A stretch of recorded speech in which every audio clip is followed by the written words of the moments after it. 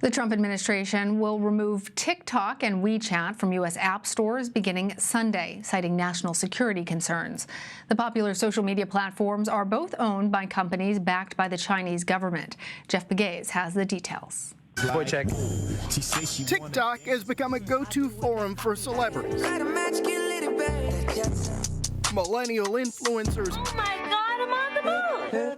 and an estimated 100 million Americans, young and old.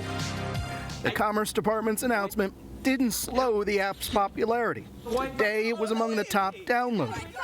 But its ownership by Chinese company ByteDance has made it a top national security risk for the Trump administration, with its massive trove of user data accessible to China for intelligence purposes. We have to have the total security from China. We're not going to do anything to jeopardize security.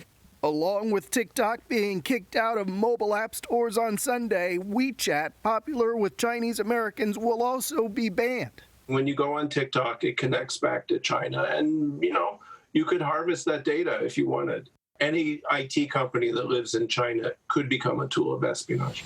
President Trump has demanded TikTok be sold to an American company. Oracle and Walmart are in talks. But today, the clock has started for China to make a TikTok deal.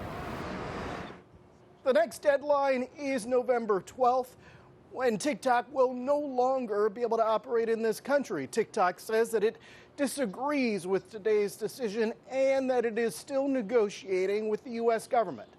Lana. All right, Jeff, thank you. For more on this, I want to bring in CBSN contributor Isaac Stonefish. He's a senior fellow at the Asia Society Center on U.S.-China Relations.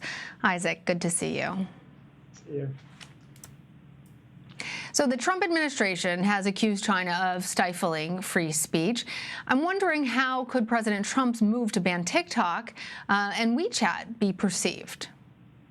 Also as stifling free speech. There's been a big debate in the U.S.-China watching community about what times should we take the high road and stick to our principles and not do things that will prevent people's ability to express their freedom of speech, and what times do we have to take something out of Beijing's playbook and, like Beijing does with Google and Facebook and Twitter, restrict or ban Chinese apps for national security concerns. Well, back in August, President Trump signed an executive order giving ByteDance, TikTok's Chinese parent company, 90 days to sell its American assets to a U.S.-based company. Why, Isaac, has the president suddenly upped the deadline now?